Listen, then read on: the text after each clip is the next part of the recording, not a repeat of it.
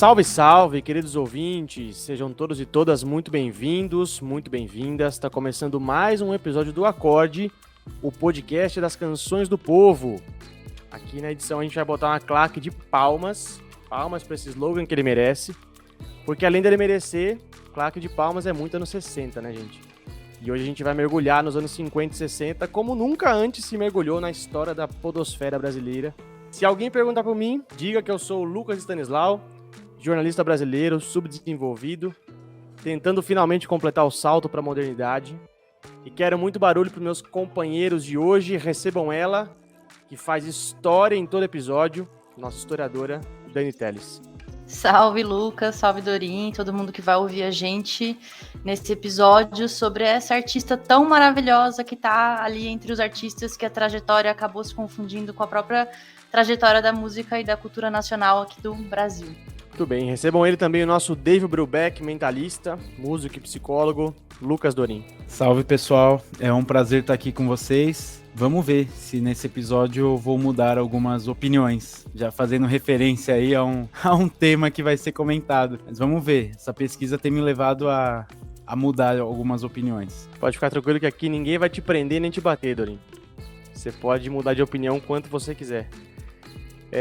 O episódio de hoje tá muito bossa, eu diria que tá o fino da bossa, mas vai ser a bossa como vocês nunca ouviram, porque hoje a gente vai revelar o que eles não querem que você saiba sobre a bossa nova.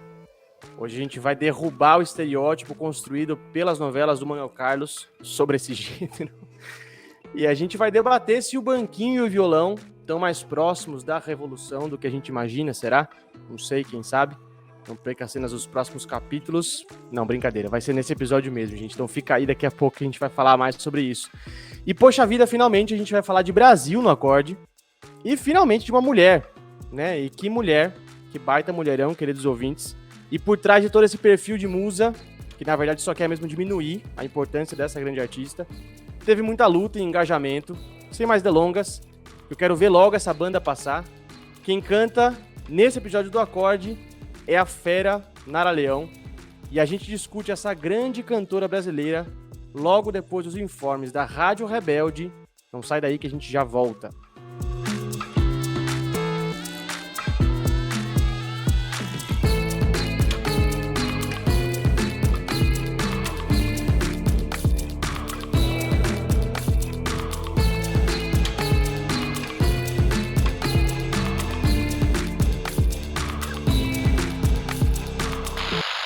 Родная minha mãe.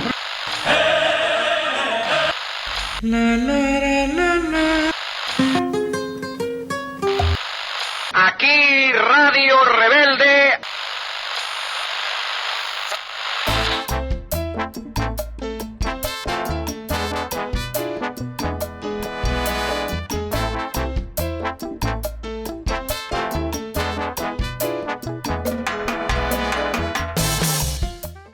Rádio Bossa Nova, rádio de opinião, a Rádio Rebelde tá no ar, queridos ouvintes. Chegou a hora daquele momento só nosso, né, íntimo, particular, para os devidos informes e reclames. Como é que vocês estão? Vocês estão bem? Estão gostando do Acorde? A reação de vocês pelas redes tem sido muito positiva, então a gente imagina que vocês estão gostando, mas claro, críticas e sugestões são sempre bem-vindas. Na semana passada, o episódio do Pete Seeger teve muita repercussão positiva. Então eu quero agradecer a todo mundo que mandou mensagem, elogiando, discutindo, debatendo, né, os temas que a gente trouxe. Sempre legal ver essa interação. E você aí que não conversou com a gente ainda, não perde tempo, camaradinha. Segue a gente lá nas nossas redes sociais. Estamos lá no Instagram com @podcastacorde e também no TikTok com @acordepodcast. Lá por enquanto não tem dancinha nossa, mas tem cortes muito legais dos episódios para você mandar pelo zap aí para aquele amigo, aquela amiga que ainda não ouve o Acorde e precisa ser convencido disso. Então manda lá esses cortes que estão cortes especiais, espetaculares sobre os episódios. Do Twitter a gente deu um tempo por enquanto, porque agora tem um bilionário aí no caminho que quer acabar com aquele espaço, então a gente se afastou dali. Estamos pensando se vale a pena voltar ou não, mas claro, a gente te avisa por aqui quando isso acontecer. Mas enfim, escreve lá pra gente no Instagram, no TikTok, deixa seu comentário aqui no Spotify, por onde você estiver ouvindo, que a gente tá esperando sua mensagem. Quer mandar textão? usa nosso e-mail, podcastacorde@gmail.com. Pode escrever que aqui a gente gosta de ler, então, sem grilo, manda seu texto. Lembrando que o Acorde sai toda semana, não só nos principais tocadores de podcast, mas também no YouTube. E aqui eu quero deixar registrado um pedido de desculpas para os nossos ouvintes do YouTube, porque na semana passada, por problemas técnicos, a gente atrasou o episódio por lá. Então ele acabou entrando só depois, mas corre lá, porque o episódio já está completo, inteirinho, para você ouvir no YouTube. A gente recebeu algumas mensagens do pessoal que é fiel lá pelo YouTube, então obrigado pela audiência por lá. Corre lá porque agora o episódio está completo e, claro, deixa seu like, se inscreve no canal porque ajuda pra caramba também lá pelo YouTube. Claro, segue a gente nas plataformas também de podcast, dá 5 estrelas, enfim, avalia positivamente aí porque nunca é demais e sempre ajuda a gente por aqui. Os links de todos esses espaços vão estar nas devidas descrições dos episódios, então busca aí e dá aquela moral. E claro, eu não poderia deixar de lembrar a todos vocês que o Acorde está na plataforma Orelo. Por lá você ajuda a gente a construir financeiramente, com din-din, o Acorde. Como? Eu te explico. Fazendo uma assinatura camarada, solidária do nosso podcast, com valores que seguramente cabem no seu bolso e em troca a gente te manda recompensas maravilhosas. E eu sei que esse papo aqui toda semana é sempre a mesma coisa, mas ele é real e não é lorota, eu garanto pra vocês, gente. O apoio por lá é extremamente importante para que a gente continue a entregar os conteúdos e consiga, ao mesmo tempo, melhorar cada vez mais nosso conteúdo tecnicamente, né? Nossos meios de gravação, edição. Então, eu peço aquela força, entra lá na Orelo, o link vai estar na descrição do episódio, em todas as plataformas. Assina o Acorde, a partir de R$5, gente, cincão, você já vai estar colocando ali um tijolinho fundamental para a construção desse nosso projeto. E as recompensas são aquelas lindas e exuberantes, né? Tem agradecimentos especiais, playlists exclusivas com as músicas dos artistas que a gente vai tratar aqui ao longo dos episódios e uma newsletter totalmente exclusiva, fenomenal, maravilhosa, fantástica, que você vai receber a cada semana com um conteúdo indispensável para você se aprofundar na história, na obra do artista, do movimento, enfim, do tema da semana do Acorde. Outra maneira de apoiar a gente? Temos, claro que sim. Você pode fazer um Pix pra gente pelo podcastacorde@gmail.com. Essa é a chave para você fazer qualquer contribuição única que também vai ajudar pra caramba a gente por aqui. Bom, recados dados, informes esclarecidos, então vamos correndo porque o barquinho já tá saindo, a tardinha já tá caindo e a Nara Leão tá esperando a gente para debater se existe ou não esse troço de política na Bossa Nova. Obrigado, satisfação e bora pro episódio.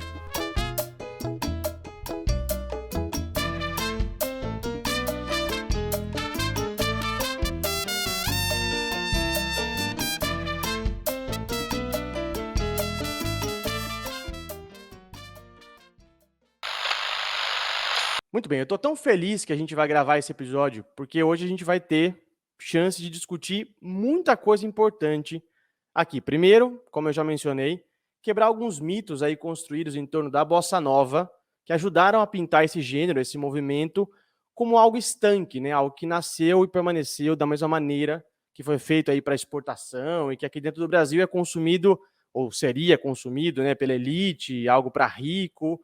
E a gente vai ver também que, na verdade, a Bossa Nova foi muito mais além do barquinho, da tardinha, ver que ela influenciou e foi influenciada, sim, pelo que acontecia no Brasil em determinados momentos históricos.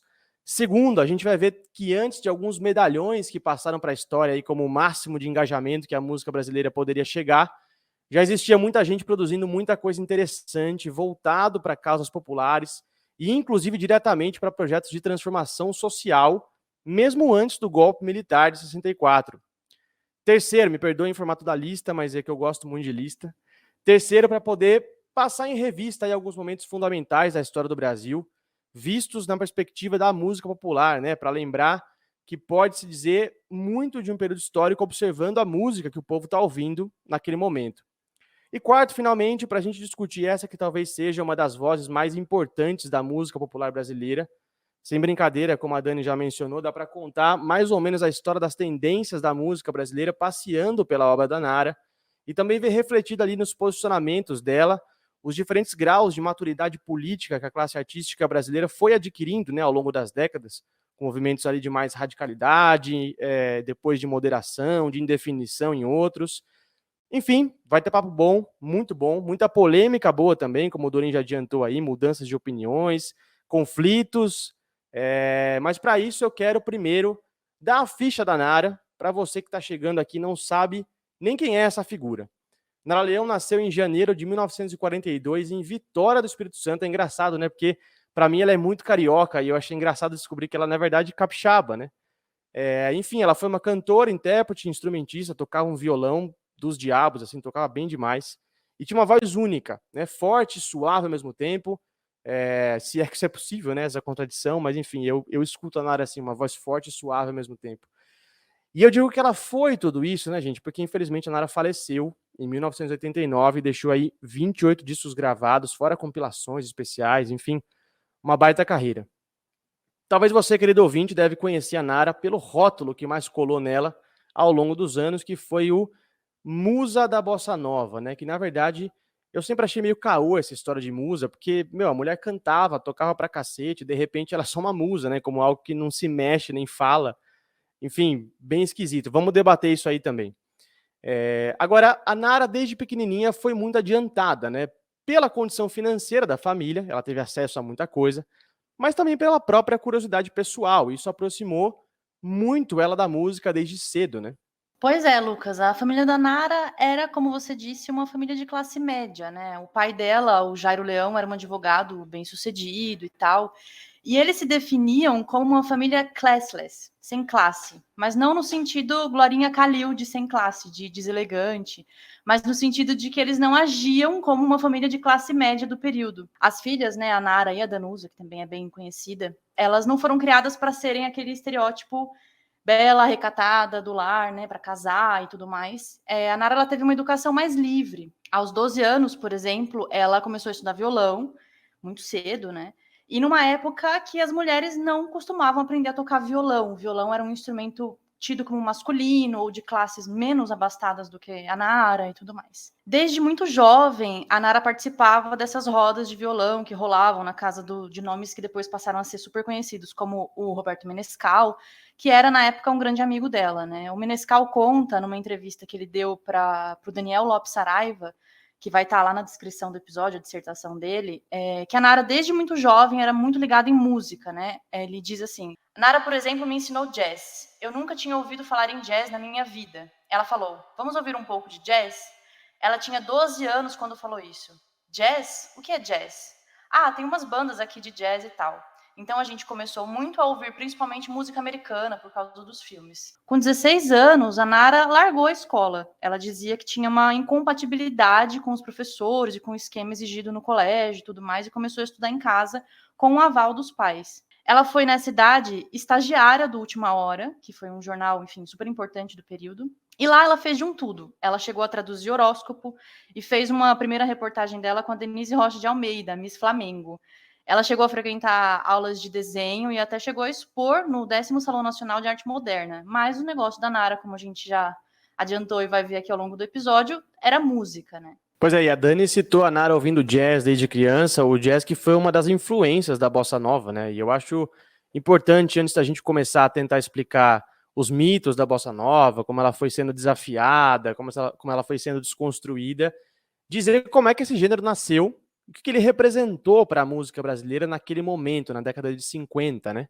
Então, pessoal, em meados da década de 50 vai começar a surgir esse novo gênero musical no Brasil, né? Essa música moderna, que seria a bossa nova, e que vai ter como um ano, que vai ficar como um marco no desenvolvimento desse estilo, 1958, que foi o ano em que a bossa estourou com o lançamento do LP do João Gilberto, Chega de Saudade, que é considerado aí um marco da música brasileira e do gênero que era recém-nascido, da própria bossa nova. O historiador Marcos Napolitano ele vai atribuir a esse trabalho do João Gilberto o papel de um possível sintetizador das principais influências musicais que estavam rolando no cenário cultural da época no Brasil. A bossa nova seria aí essa mistura entre tradição e modernidade, essa junção de elementos de estilos como o bolero, jazz, o samba, essa mistura de gêneros com uma interpretação mais contida. Segundo ainda esse historiador, a bossa nova teria trazido para a classe média brasileira a intensificação desse costume de consumir a música produzida no Brasil. Então, para dar um exemplo disso, em números, em 1959, apenas 35% dos discos vendidos aqui no país eram de música brasileira. 10 anos depois, em 69, as cifras mudam e 65% dos discos vendidos passam a ser de música brasileira. Falando aí do aspecto social da bossa nova, esse movimento ele vai ganhar uma força muito grande, sobretudo entre os universitários pertencentes à classe média, que logo vão assumir também grande importância, tanto no cenário político quanto no musical. Um exemplo disso é que muitos dos shows da bossa nova eram apresentados em universidades, provocando cada vez mais a adesão dos jovens universitários a esse gênero. Onde que a Nara Leão está no meio disso tudo? O apartamento da Nara Leão, localizado na Avenida Atlântica, em Copacabana, ele teve um grande valor simbólico para o movimento. E, inclusive, muitas pessoas chegam a dizer que a bossa nova nasceu no apartamento de Nara Leão. Mas, ao contrário do que é muito dito, né, essa espécie de lenda de que a bossa nova nasceu no apartamento dela, esse movimento que se convencionou chamar de bossa nova não se inicia propriamente no apartamento de Nara Leão, porque dizer isso seria desconsiderar diversos artistas que há pelo menos uma década já vinham contribuindo porque o Rui Castro vai chamar de modernização da música brasileira. A gente não pode subestimar a importância desse espaço, que esse espaço teve para o movimento da bossa nova, já que diversas músicas e composições nasceram, de fato, no apartamento de Nara Leão, mas sintetizar tudo como se tivesse nascido lá seria desconsiderar mesmo um movimento mais orgânico e sócio-histórico que teve, né, a própria Bossa Nova. Mas eu vou aí ressaltar algumas das pessoas que se reuniam nesse endereço para dar uma ideia da importância que teve, de fato. Então, além de Nara e Roberto Menescal, se reuniam ali Carlos Lira, Chico Feitosa, Normando Santos, Silvinha Telles, que foi uma das principais vozes femininas da Bossa Nova, além de outros cantores, compositores, instrumentistas, e sem deixar de citar o Ronaldo Boscoli, que era uma espécie de guru para o grupo, né? Sendo ele mais velho do que a maioria daquela geração, compositor, um artista de uma geração anterior. Vale ressaltar que, apesar da gente estar falando de todo esse contexto do surgimento da bossa, a gente nunca pode reduzir de uma forma simplista, associando a figura da Nara como somente uma cantora de bossa nova, porque a própria Nara Leão sempre negou esse título. Apesar dela ter sido inspiradora de várias canções do movimento da bossa nova, como Lobo Bobo, Barquinho, Nós e o Mar, que foram compostas em grande parte pelo Ronaldo Boscoli, que era o seu namorado na época, a Nara não gravou bossa nova no início do movimento. Ainda que ela tenha participado ali dos primeiros shows da bossa nova, a capacidade artística da Nara Leão era muitas vezes questionada por algumas pessoas que já eram ali medalhões do gênero. Na biografia do Ronaldo Boscoli, ele vai dizer que a Nara ela sempre ficava meio eclipsada, sempre em segundo plano, no grupinho ali na panelinha da bossa nova, sobretudo por causa da opinião do João Gilberto a respeito dela. João Gilberto afirmava que a Nara Leão era uma cantora que, nas palavras dele, semitonava, que é uma forma educada de dizer que desafina. E para o grupo, né, para essa turma da Bossa Nova, a grande intérprete feminina do gênero era a Silvinha Telles, que já era cantora profissional na época e tinha um canto assim considerado mais moderno. Então, de cara, esse rótulo que se dá da Nara Leão como grande cantora, grande expoente da bossa nova é uma coisa que se dá um pouco depois. A gente ainda vai chegar lá, mas de início ela não era atribuído a ela por esse grupo essa importância que foi dada posteriormente. Pois é, Dorinho, e eu acho que disso que vem esse mito da Nara ser a musa da bossa nova, né? Porque ali nesse grupinho, para esse grupinho, ela não era vista talvez, ela não era levada a sério, né? A gente pode dizer assim.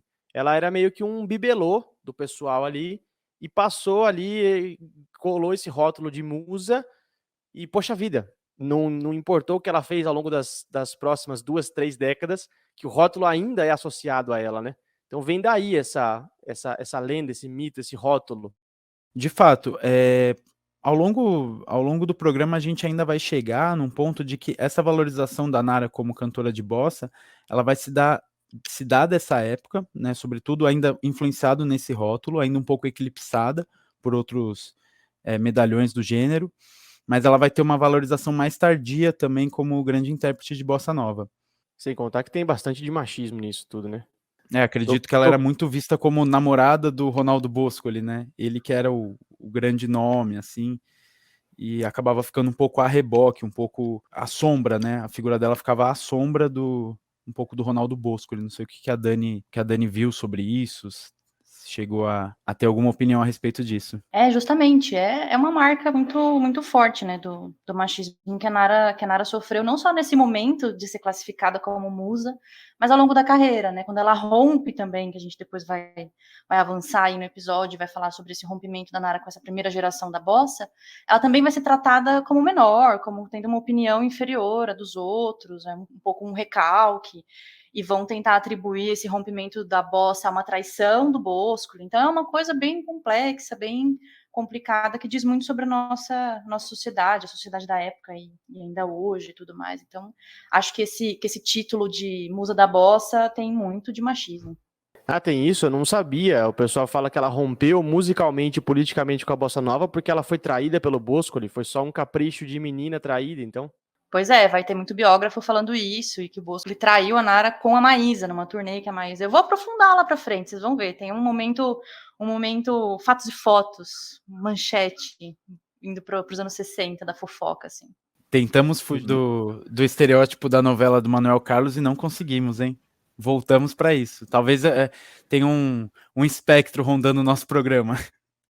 O pessoal da Bossa Nova não consegue se desvencilhar da novela da Globo, cara. É difícil, mas a gente tá aqui lutando. Vamos tentar, até o final desse episódio, trazer coisas diferentes do que tramas familiares, complexas, traições. Vamos lá, estamos aqui na luta.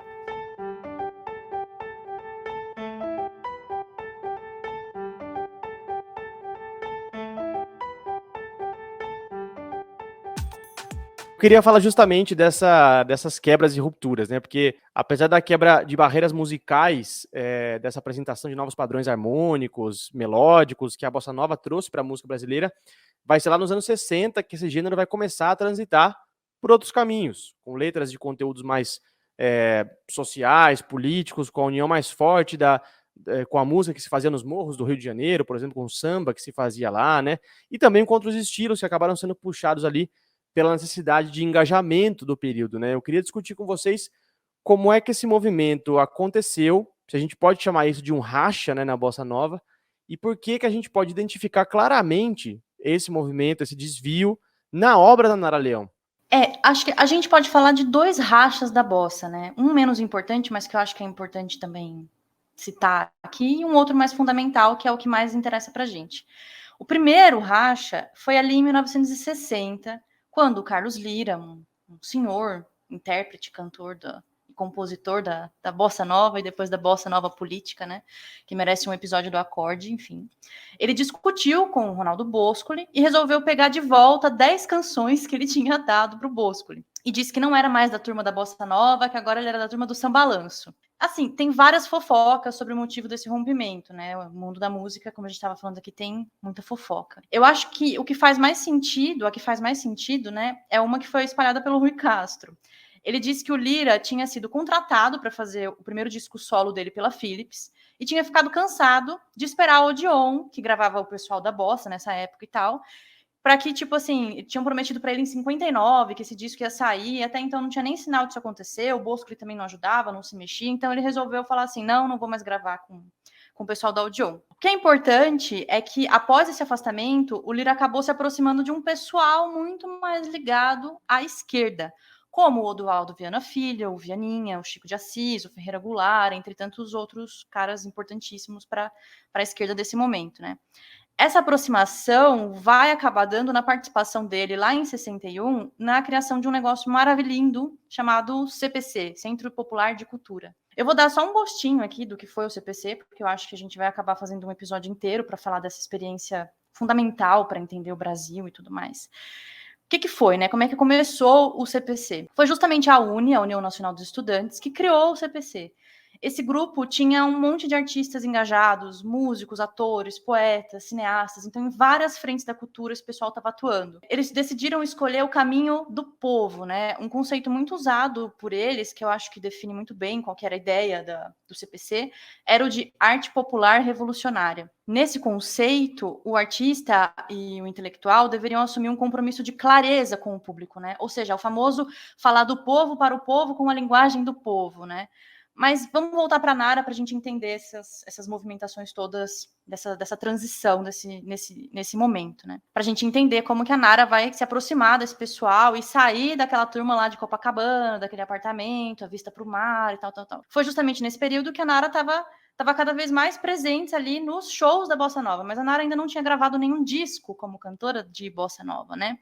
E aí, uma tese mais assim corrente que circulou sobre como a Nara se afasta desse grupo do barquinho, do mar, do amor e tal, e vai se aproximando do pessoal que estava preocupado em entender e pensar o Brasil sobre outras matizes, né? Eu vou falar de uma versão geral que eu particularmente não concordo, que eu já citei aqui. Uma das teses que vai ser muito corrente sobre como a Nara rompe, né, com o pessoal dessa primeira geração da bossa, foi justamente o fim do noivado da Nara com o Ronaldo Boscoli, né? As notícias davam conta de que, acompanhando a Maísa numa turnê da Maísa pela América do Sul, Boscoli acabou ficando com a Maísa e tudo mais. E com o fim do noivado e essa suposta traição, a Nara se afastou não apenas do Boscoli, né, como enfim, era um pouco natural, mas de todos os outros do grupo. Eu acho muito simplista e machista relacionar esse rompimento da Nara com o fato dela ter sido supostamente traída, né?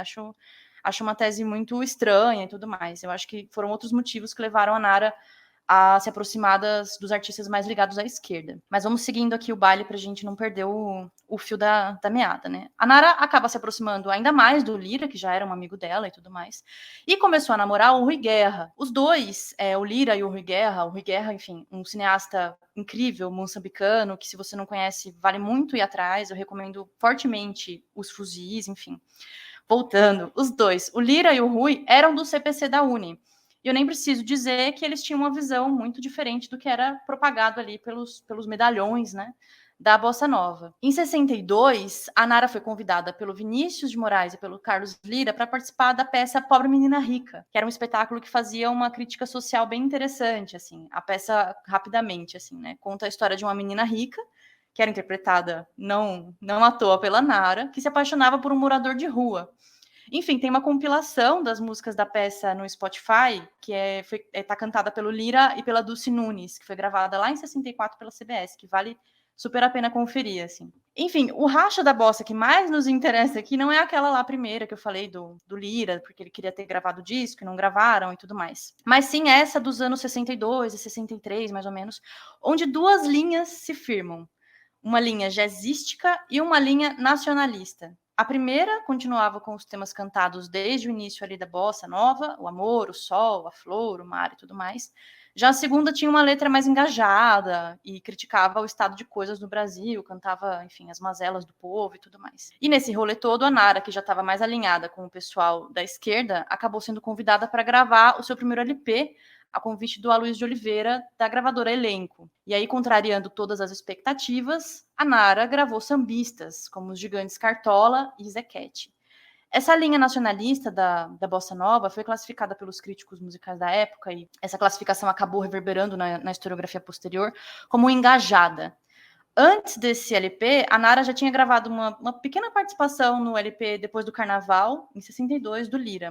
E aí agora foi a primeira vez que ela gravou um disco dela. Quando ela ficou mais chegada com o pessoal da esquerda, a Nara passou a questionar essas letras bossanovistas e tudo mais, que segundo ela não condiziam com a realidade do povo. Eu queria destacar aqui, vamos lá para fatos e fotos. Uma entrevista que ela deu para o Juvenal Portela. Aí ela deu uma declaração bombástica, né? Falando sobre esse rompimento dela com a Bossa Nova. Ela dizia assim: chega de Bossa Nova. Chega de cantar para 2 ou 3 intelectuais uma musiquinha de apartamento. Quero o samba puro, que tem muito mais a dizer, que é a expressão do povo, e não uma coisa feita de um grupinho para outro grupinho. E essa história de dizer que a Bossa Nova nasceu na minha casa é uma grande mentira. Aí o barraco só começa, porque na edição seguinte da Fatos e Fotos foi publicada a resposta dos antigos companheiros de bossa da Nara, e é terrível, né? O Boscoli foi, acho que, o mais cruel, né, nessas respostas que eles resolveram dar para Nara. Feio, não é bonito o que a Nara está fazendo conosco. Nara é muito jovem para entender que ninguém pode negar o seu passado. Se ela renega a Bossa Nova, renega a si própria e está sendo ingrata com quem tanto a promoveu. Para notar sua incoerência, basta lembrar que viajou 4 continentes cantando Garota de Ipanema em inglês. Portanto, foi ela quem espalhou a mentira, entre aspas, da Bossa Nova pelo mundo e ganhou um bom dinheiro. Mas eu queria destacar também o Menescal, que ele diz: quando Nara souber o que é música e conseguir transmiti-la, todos seremos músicos puros e iremos para o céu. Enquanto isso não acontece, continuamos nos apartamentos fazendo bossinha nova para vender. Vale lembrar, Lucas, que assim, a bossa nova, tal qual como a Globo eternizou no nosso imaginário ali com as novelas do Manuel Carlos, fazia um sucesso danado, né? A música era considerada sinônimo de modernidade, sofisticação em termos musicais e tal. E eu acho que o auge para eles assim foi o famigerado show de 1962 no Carnegie Hall em Nova York, né? Enfim. Mas eu quero voltar rapidamente para o LP produzido pelo Elenco, né? Porque esse disco acabou jogando luz nos novos rumos, né, da trajetória da Nara, né? Esse trabalho muito pouco lembra o que a gente costuma identificar com a bossa nova, principalmente se a gente se atentar para o repertório escolhido e pela sonoridade que ele acaba transmitindo, né? Aquela coisa mais intimista, as letras de cotidiano, leve, foram substituídas por questões bem diferentes, né? Do que o amor, o sorriso e a flor. Tinham canções de sambistas ligados às escolas de samba do Rio, como Nelson Cavaquinho, o Cartola, o Zequete, canções de uma nova geração de compositores que procurava novos caminhos para uma moderna música popular, né? Também como o Edu Lobo e o Baden Powell. Além da Nara e do Carlos Lira, que a gente já falou bastante aqui, eu queria ressaltar um cara fundamental nesse momento também, que é o Sérgio Ricardo, que eu voto para ter um episódio aqui no Acorde mais para frente também. E eu só queria destacar a importância do selo da Elenco, né? O selo Elenco, a gravadora do Aloysio de Oliveira, porque, como você mesmo disse ali, né, Dani, a Odeon formava essa igrejinha da Bossa Nova ali, né, e meio que controlava quem ia gravar o próximo disco, né? E o surgimento da Elenco possibilitou a gravação de muitos desses artistas, como o primeiro da Nara é pela Elenco, se eu não me engano não é o primeiro do Sérgio Ricardo, acho que é o segundo ou terceiro, que é o Senhor Talento, né, também pelo Elenco, que já é um disco também que flertava já com o rompimento da bossa nova, com temas sociais, com temas políticos. Então, o selo da Elenco teve uma importância muito grande ali para esse movimento, para o surgimento de novos artistas, né, para o surgimento de novas vozes vindas da bossa nova que, enfim, enfrentavam e rompiam com essa primeira onda da bossa, né? Muito bem, e é curioso, né, gente? Porque se a gente parar para pensar, isso tudo que a gente falou até agora estava rolando no Brasil pré-golpe de 64, né? Havia uma efervescência artística enorme no Brasil naquele período, que vinha também acompanhada de uma efervescência política. Os primeiros anos da década de 60, por exemplo, foram muito malucos no Brasil. Você teve a campanha da legalidade, toda a luta para fazer o João Goulart assumir, né? Depois a luta pelas reformas de base, que significavam ali um ponto de inflexão nessa eterna luta pela modernização do Brasil, né? Uma luta contra o latifúndio, contra o imperialismo. Também você tinha um Partido Comunista forte, atuante, né? Com presença em movimentos de massa, em sindicatos, atos de rua. A UNE também, como já foi citada aqui, fortíssima com esse braço cultural, o CPC, fazia um trabalho incrível. Enfim, eu não sei citar especificamente as obras historiográficas sobre isso, a Dani deve saber melhor. Eu também não sei se existe uma leitura voltada para a música sobre isso, o Dorin também deve saber mais sobre isso, mas pessoalmente eu olho para esse período e me parece que o que aconteceu ali, tanto na política como nas artes, foi um momento de abertura, né? Abertura para transformações, um momento de inflexão que parecia que a gente estava pronto para dar um grande salto adiante, mas que foi totalmente abortado, torturado, pisoteado, assassinado pelo golpe de 64, que instalou uma ditadura aí que duraria 20 anos, e ainda que tenha tido esses lampejos desenvolvimentistas, né, no final das contas, o que fez mesmo foi aprofundar a dependência em todos os níveis, econômica, cultural, política, entregar um país assolado pela hiperinflação lá nos anos 80, endividado, né, que acumulou aí assassinatos de brasileiros e brasileiras brilhantes que, por ousarem enfrentar esse regime, acabaram mortos. Esse período tem muito a ver com o atraso brasileiro, minha opinião, né? Tanto em termos econômicos, quanto em termos políticos, também em termos culturais, porque houve uma brecha histórica, né, nesses primeiros anos da década de 60, por um avanço grande antes do golpe, que foi interrompido violentamente pelo golpe militar, né? Total, Lucas. Se você pegar desde o surgimento dos CPCs, da UNE, os CPCs vão surgir em 1961, se eu não estiver enganado. E entre 61 e 62, o CPC da Uni vai produzir obras como a peça Eles Não Usam Black Tie, do Gianfrancesco Guarnieri, que é uma obra sensacional, uma peça incrível que tem uma adaptação para filme, inclusive. O filme que foi precursor do cinema novo, Cinco Vezes Favela, entre outras obras geniais. Você pega também as produções do CPC da Uni nas publicações escritas, coleções de livro e revistas a preços mais acessíveis, né, como as clássicas coleções Cadernos Brasileiros, revista Civilização Brasileira, que era editada pelo Enio Silveira, e a História Nova, organizada pelo Nelson Werneck Sodré. Isso é um exemplo ali da efervescência, dos debates que estavam em voga. As publicações da época eram debates de altíssimo nível, assim, de correntes desenvolvimentistas, marxistas, mas muito, muito eclético também, né? Um debate muito aberto, um debate com um respiro democrático para se acontecer, né? E reflete muito de um interesse das classes intelectuais a respeito da formação de um caráter nacional mais popular e democrático, ao meu ver, o que é demonstrado pela revalorização de estilos musicais que eram mais marginalizados, como, por exemplo, o samba de morro. Então, nessa época, você vai ter, pela turma do CPC, a revalorização de artistas esquecidos, como Zequete, Nelson Cavaquinho, Cartola, e também manifestações artísticas marginalizadas do povo, né? A busca também por uma síntese entre as contradições do campo e da cidade. O filme que a Dani citou, Os Fuzis, que é um filme que foi filmado em 1963, só foi ser lançado em 65 e com uma redução no tempo dele, né, em 25 minutos.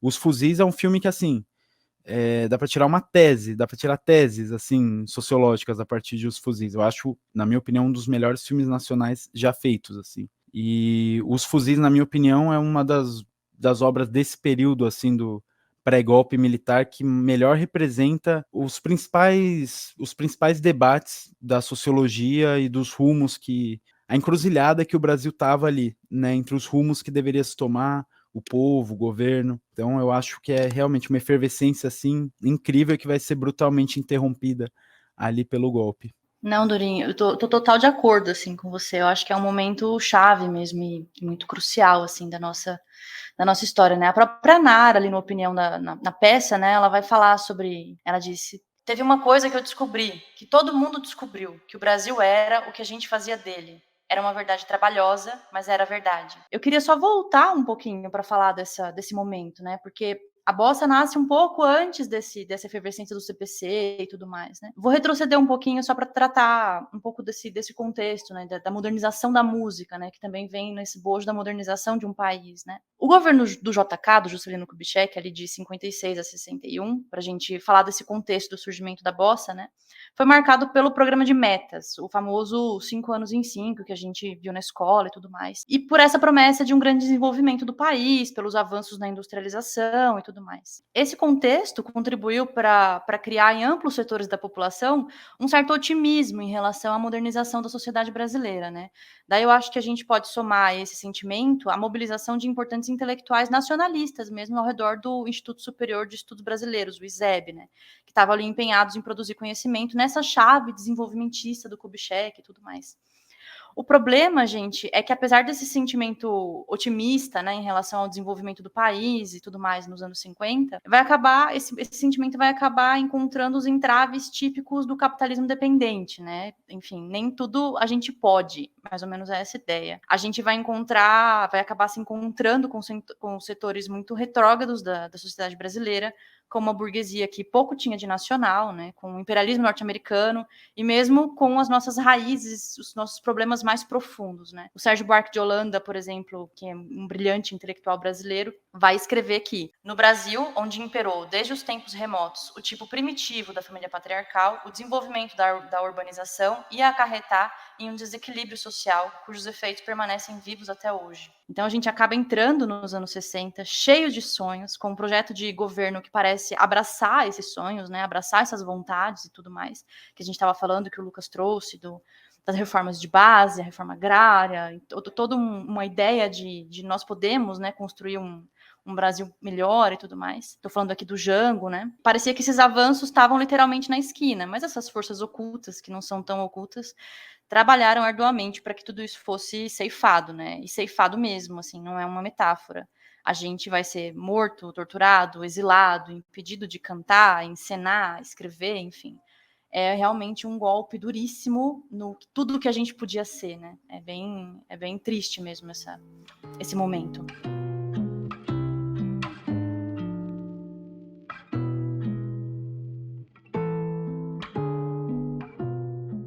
Muito bem, como a gente mesmo disse, o golpe militar muda tudo, né? E vai mudar também, não poderia ser diferente, a carreira da Nara.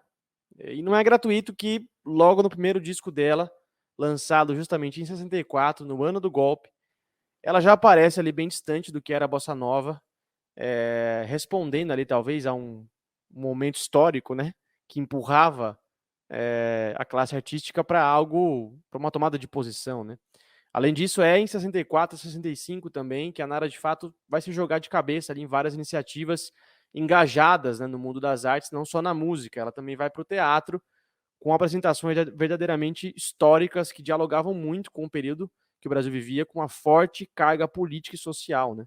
Sim, é justamente em 64 onde a gente vai ter o que muitos vão entender como a primeira resposta unificada de artistas contra o golpe militar, que vai ser o espetáculo Opinião, um espetáculo de teatro. Para a gente falar sobre o espetáculo do Opinião, eu vou retomar um pouquinho o que a Dani já adiantou também, um pouco a respeito do Carlos Lyra, né? O Carlos Lyra havia ingressado no Partido Comunista Brasileiro, no PCB, quando ele passou a ser diretor musical do grupo Teatro de Arena, em São Paulo, a convite do diretor e autor teatral Chico de Assis. De forma que o Carlos Lyra ele já estava ali familiarizado com ideias de esquerda quando ele chega a São Paulo para trabalhar com o pessoal do Teatro de Arena, que foi um dos primeiros grupos teatrais a debater os problemas brasileiros nas peças de teatro, um teatro engajado, como diziam. Diversos autores, atores, como Gianfrancesco Guarnieri, o Duvaldo Viana, né, o Vianinha, e diretores como Augusto Boal, José Renato, integravam ao mesmo tempo o grupo Teatro de Arena e também a base do PCB, ao qual o Lyra era afiliado. Então, no CPC, o Carlos Lyra ele incluiu a música popular na tarefa dessa conscientização do povo. É uma missão que já era desempenhada por pessoas de esquerda ali no teatro, no cinema. Ele tinha slogans como "Abaixo a música alienada", essa música que não se ocupa da realidade brasileira, "Abaixo o sorriso, o amor e a flor", ali totalmente contra os valores dessa música mais aburguesada, né, mais alienante na visão deles. "Abaixo a bossa nova", com sua visão burguesa da sociedade. Louvavam artistas antigos, como por exemplo Noel Rosa, que seria eterno porque cantava a realidade do operário de fábrica, do guarda noturno, que eram figuras do povo. E o Carlos Lyra, no bojo desse movimento, ele vai ser apoiado, inclusive, por Vinícius de Moraes, que foi seu parceiro em diversas músicas, entre as quais o hino da Uni, que foi uma surpresa para mim descobrir isso, porque na minha cabeça Vinícius de Moraes não casa com isso, mas enfim, porque ele era um diplomata, né, do Itamaraty, enfim, mas esse é um elo que eu realmente desconhecia. E além do Sérgio Ricardo, que a Dani também citou, né, que eram dois grandes destacados nomes da bossa nova e que já eram conhecidos pela militância na esquerda, além da Nara Leão. A Nara Leão, ela não chegou a ser membro do CPC, mas ela teve essa proximidade com diversos artistas que faziam parte desse movimento, como eu já citei, o Carlos Lyra, o Sérgio Ricardo. Então ela se encontra no meio de diversas influências do que estava rolando ali na música, nos espetáculos engajados da época. O segundo disco da Nara Leão, intitulado Opinião de Nara, foi escutado pelo dramaturgo Oduvaldo Viana, né, o Vianinha, já citado, e que teve a ideia de fazer um show para abrir o Teatro Arena. Então, para esse espetáculo, foram convidadas 3 pessoas que representavam as diferenças sociais do Brasil e alguns arquétipos, por assim dizer. Né, o incrível João do Vale, que inclusive merece um episódio do Acorde, que representaria aí o homem nordestino do campo, o sambista Zequete, que representaria esse estereótipo do malandro urbano do morro, e a Nara Leão, que representaria esse estereótipo da menina da classe média da zona sul do Rio de Janeiro. A estreia desse show Opinião ocorreu no dia 11 de dezembro de 64, e foi um sucesso, tanto de público quanto de crítica. Em meio às brincadeiras, né, que tinham um aspecto bem humorado também, mas o show fazia duras críticas à ditadura. Por isso, lotou as apresentações e o show Opinião é considerado por muitos como o primeiro espetáculo crítico ao regime militar.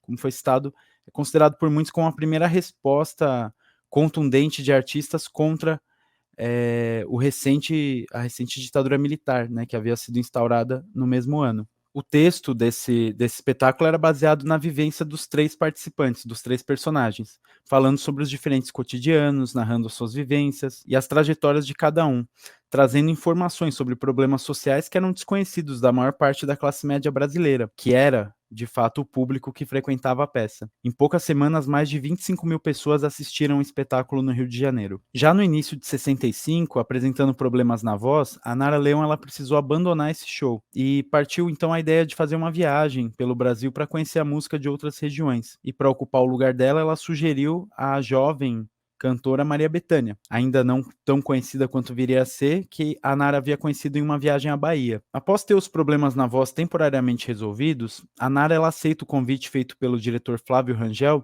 para fazer parte do elenco de Liberdade, Liberdade, não só com a participação da cantora, como também dos atores Paulo Altran e Teresa Raquel. O roteiro era assinado por Milor Fernandes e Flávio Rangel, e fazia uma compilação de vários textos e canções sobre o assunto que dá nome ao espetáculo Liberdade. Esse espetáculo Liberdade, Liberdade traz diversos textos e histórias de personagens considerados heróis da resistência e que ficaram conhecidos por suas lutas libertárias ou que sofreram com o governo tirano. Além disso, ela fazia uma crítica ao governo americano, que defendia a liberdade interna, mas fomentava guerras e ditaduras em outros lugares do mundo. Esse espetáculo Liberdade, Liberdade fez um tremendo sucesso, viajaram todo o país, mas ainda tinha o mesmo público que assistia ao show do Opinião, portanto um público restrito, muito composto aí de universitários, pessoas da classe média e mesmo da elite brasileira. Mesmo com o teatro lotado de público, um sucesso de público e de crítica, né, o público que se atingia em termos de diversidade era muito restrito, uma vez que, como eu citei, a plateia desses shows era muito estratificado, né? Eram pessoas ali de uma classe social um pouco acima. Que na verdade vai ser um problema da esquerda brasileira ao longo de vários momentos, né? Não só na cultura, mas na política partidária também, né? Essa tentativa de se chegar ao povo, tentativa de se chegar às massas, né? Falando no vocabulário dos anos 60 do Partido Comunista, era sempre uma problemática que estava dada ali para os comunistas até então, depois para a luta armada também, para os diversos movimentos que surgem nos anos 60 e 70 de guerrilha, né? De luta armada, no Brasil durante o regime militar, que só vai ali ser mais ou menos resolvido no surgimento do PT. Aí é um pitaco meu, tá? Vocês podem discordar de mim. Mas que ali vai encontrar, né, toda essa confluência de movimentos, ex-guerrilheiros que estavam ali já puxando o freio da luta armada e voltando para a legalidade, com as comunidades eclesiais de base, com intelectuais de esquerda, antigos comunistas, que vão ali se juntar no PT, e aí ele vai conseguir esse diálogo entre uma intelectualidade de esquerda e, de fato, onde estavam as massas, ali no polo mais dinâmico da classe trabalhadora, como eles chamavam também, que era o ABC Paulista, né? Mas eu queria insistir um pouco nessa coisa das peças, né, e do teatro musical, porque isso foi muito importante nesse primeiro momento de resistência à ditadura. E eu acho incrível que esse tipo de obra tenha conseguido ser exibida durante os primeiros anos de regime militar, porque era um enfrentamento direto à ditadura de uma qualidade artística, musical, teatral, um refinamento, gente, incrível. Eu, de verdade, considero essas peças, esses discos, né, enfim, essas canções, patrimônios não só da cultura popular brasileira, mas do cancionário de protesto do Brasil, porque tem letra ali, tem texto ali que é extremamente atual e serve para muita luta de hoje, né? Esse é um debate tanto, né? Eu acho que a gente pode e deve dividir esse período para as artes, em geral, em dois, né? Um momento antes do AI-5 e depois do AI-5, né? A ditadura não foi um bloco monolítico, né? Ela teve também seus momentos de idas e vindas, né? Durante seu correr, assim. Para a gente responder como essas peças podiam ser encenadas, eu acho que a gente tem que ter em mente que a gente está falando da ditadura de antes do AI-5, né? Que foi o AI-5, né? Ele foi baixado ali em 13 de dezembro de 68, durante o governo do general Costa e Silva. Esse negócio vigorou até dezembro de 78 e produziu uma série de ações arbitrárias, né? Foi o momento mais duro do regime e deu poder de exceção aos governantes para punir, assim, à torta e à direito qualquer um que fosse considerado inimigo do regime, né? Esse foi só um contexto do AI-5, que a gente vai voltar a falar ainda mais nesse episódio, mas voltando para sua pergunta, Lucas, eu acho que a resposta mais gabaritada foi dada pelo historiador Marcos Napolitano, né? Ele vai defender que os militares preferiam que os artistas de esquerda fossem ao mercado e não ao povo. Que, assim, era o que fazia, por exemplo, o CPC que a gente estava falando, né, da UNE, que foi fechada ali logo nos primeiros meses do golpe de 64. E também as coisas produzidas por outros circuitos culturais ligados aos movimentos sociais, instituições e partidos de esquerda. A Uni não foi só fechada, ela foi incendiada, ela teve sua sede incendiada num ato violento, brutal contra a democracia brasileira, né? É bom a gente pontuar. Exatamente, Lucas. Foi o início de um monte de arbitrariedade surreal que a ditadura militar foi fazendo contra tudo e todos que pudessem oferecer algum risco para a ordem, né?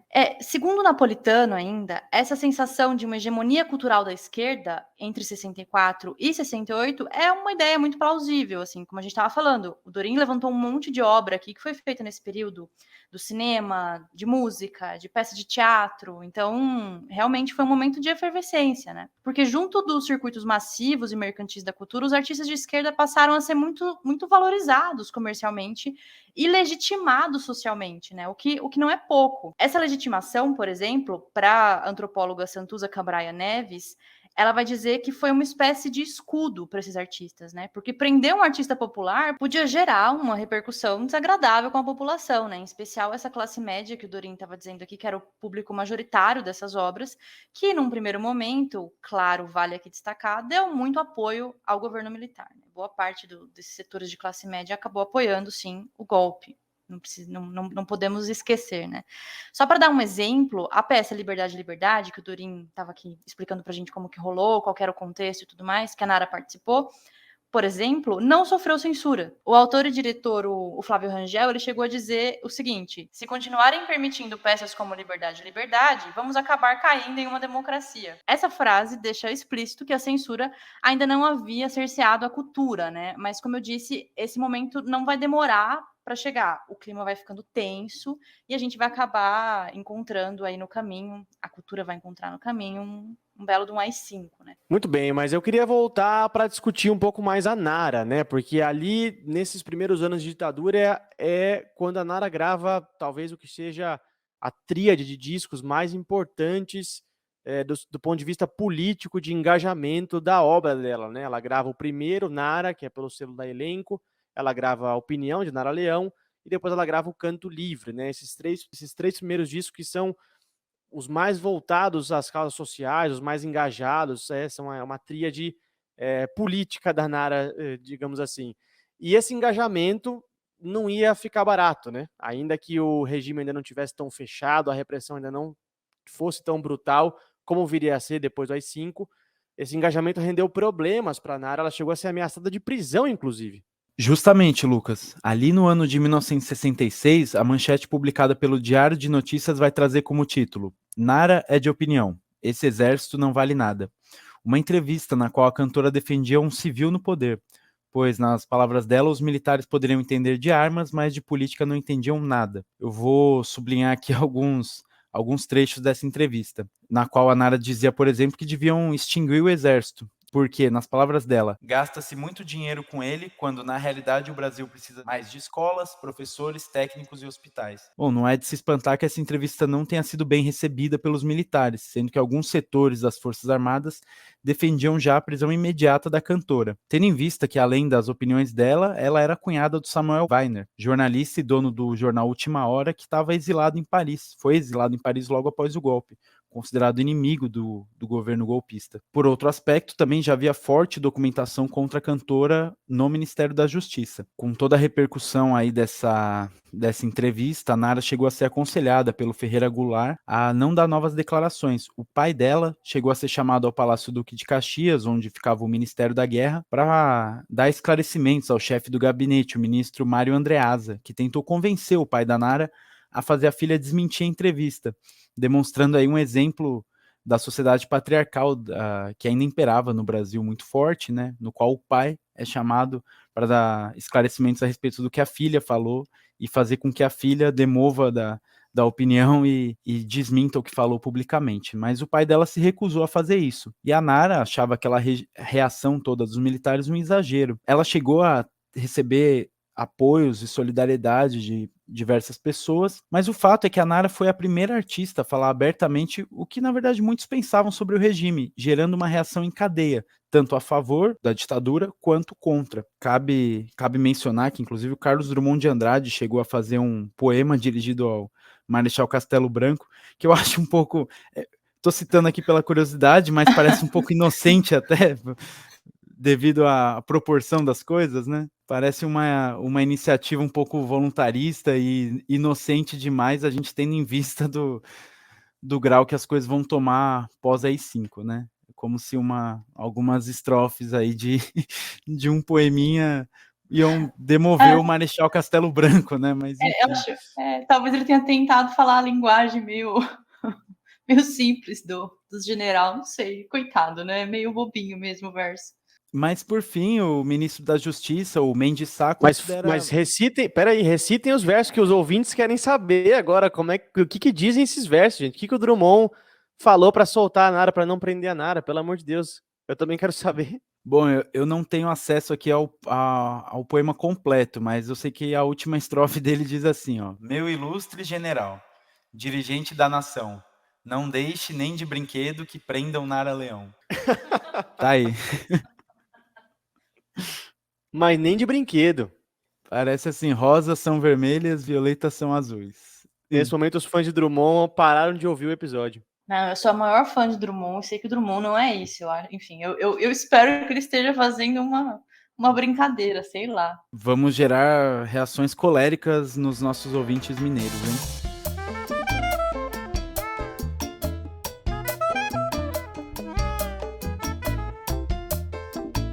Mas no meio desse rebuliço todo aí de uma artista ser uma das primeiras a dizer tão abertamente o que pensava, né, em uma entrevista, por fim o ministro da Justiça, que era o Mendes Sá, ele vai considerar desnecessária a abertura de um processo contra a cantora, o que vai gerar uma contestação de setores do exército que vão dizer, como assim, vai deixar passar batido uma coisa dessa, né, ela desprestigiar o nome da nossa instituição.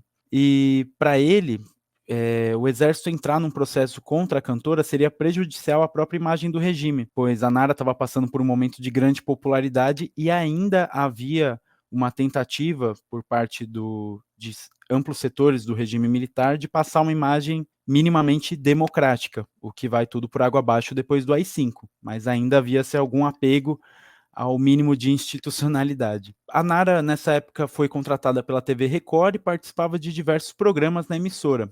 O Festival da Record de 1966 vai terminar com 2 músicas em primeiro lugar, A Banda e Disparada. E com a consagração da música A Banda, a Nara rompeu barreiras. Ela se torna uma cantora de fato pop, né? Popular. Ela era considerada até então uma cantora de público reduzido, restrito, intelectualizado, aquela turma lá dos CPCs, os universitários, e com uma vendagem limitada. E ela surpreende, porque a banda, apesar de uma música assim mais, como que eu posso dizer, uma música mais chiclete, assim, uma música mais simples, ela vai ter um impacto gigantesco e vai ser lançado em um compacto simples pela gravadora, vendendo 10 mil cópias em 24 horas, e no final do mês já havia vendido mais de 100 mil tiragens. E foi o que lançou o Chico também, praticamente, né? Porque até então o Chico era um cara meio lateral ali, né? Foi o grande sucesso do Chico também, foi a banda, né? Pode crer.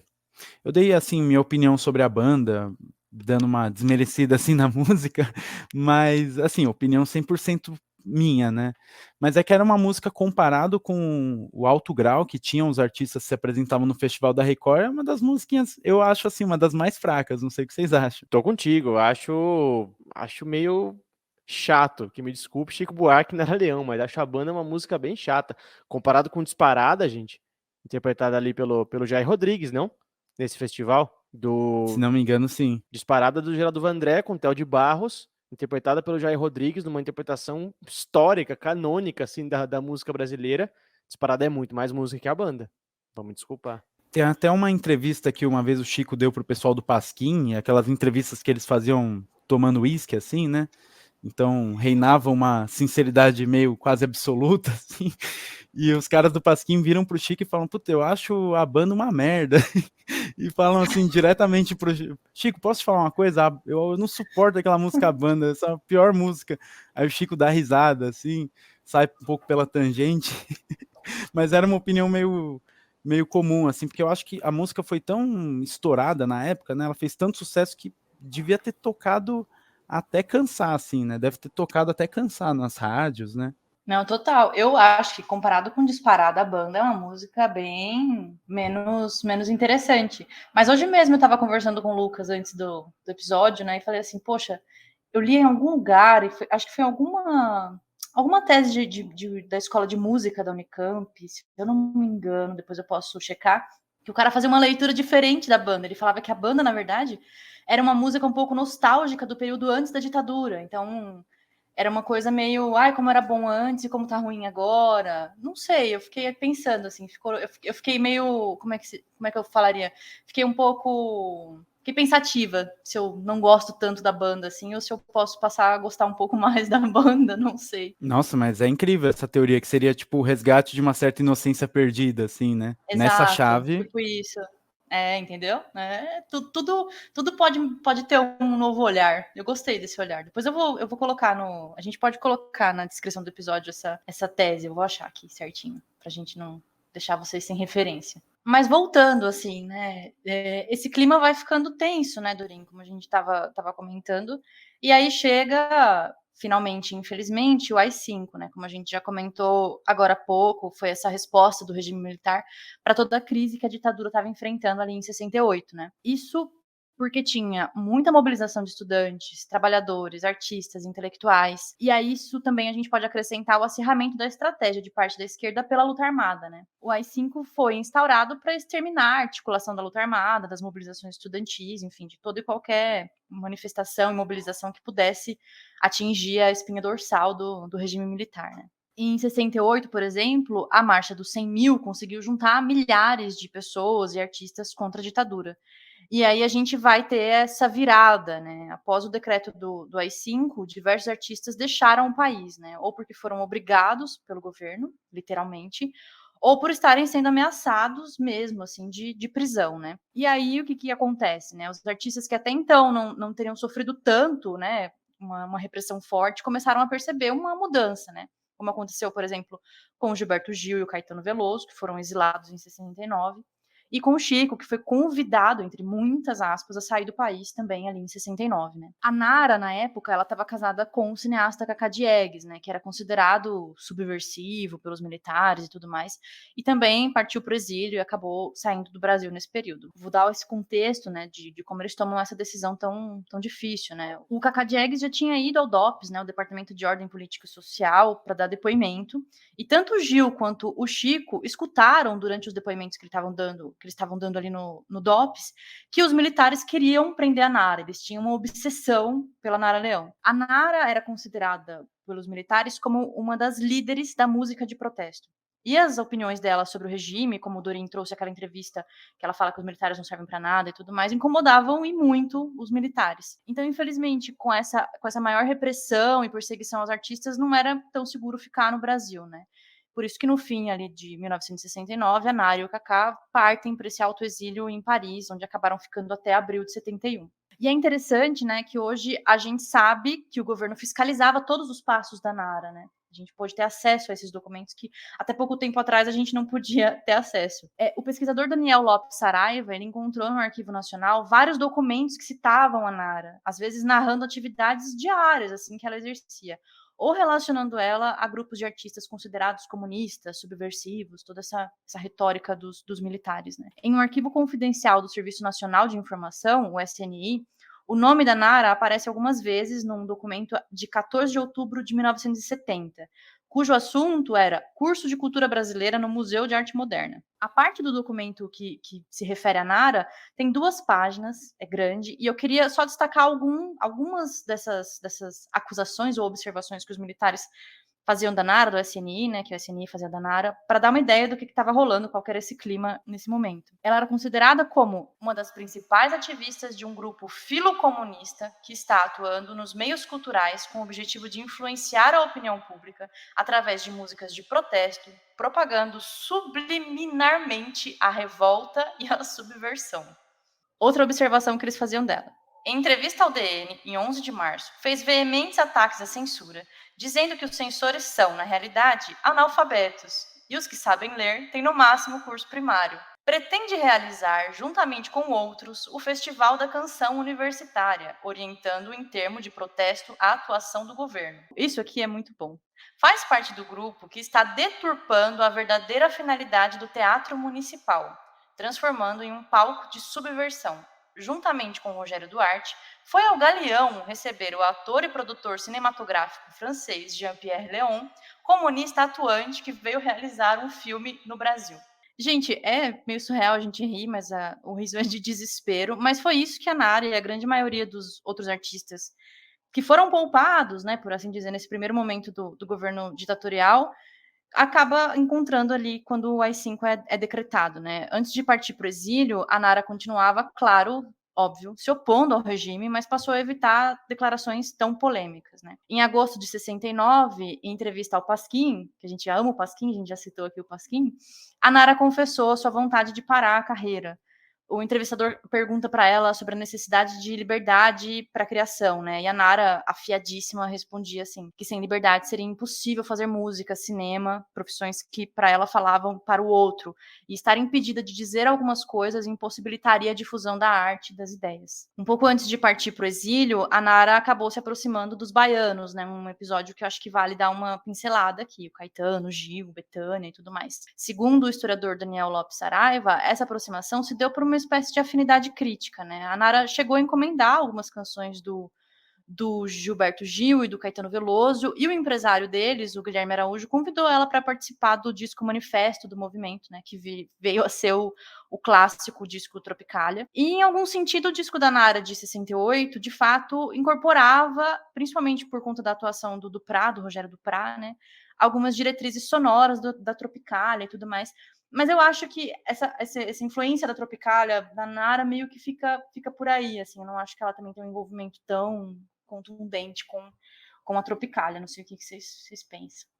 Eu acho que para discutir Tropicália a gente precisaria de um episódio à parte, porque se bossa nova dá polêmica, Tropicália, meus amigos e minhas amigas, vai dar muita, muita, muita polêmica. Eu vejo a Tropicália um movimento muito, muito desconexo um pouco com o que o Brasil vivia e vinha construindo musicalmente. Mas aí é uma opinião minha, eu precisaria de mais algumas horas e mais alguns minutos de gravação aqui para explicar. Sobre o fato da Nara tomar parte da Tropicália, eu não sei, eu vejo a Nara sempre muito arrojada e eu vejo também uma amizade muito grande que a Nara tinha com Caetano, Gil, Bethânia e Gal, que era o grupo dos baianos ali, né, inserido na música, naquele cenário musical de então. Eles conviviam no mesmo grupinho, a gente vê, por exemplo, o Arena Canta Bahia, que é uma peça de teatro encenada pelo Teatro de Arena, contava com a participação dos baianos, em 65, se eu não me engano, e direção do Boal, toda essa galera comunista aí. Então eles conviviam no mesmo grupinho e até então Tropicália era uma ideia, era um pensamento, não era o que veio a ser, né, o disco e todos os frutos que ele acabou rendendo. Mas da gente se pensar, né, a Nara engajada, rompendo com a bossa nova na música política, também foi uma das que se opôs à marcha contra a guitarra elétrica. A Nara nunca foi a favor de banir a guitarra elétrica da música brasileira. Então a Nara sempre teve essa postura flexível, maleável, e de que música brasileira é música brasileira, né?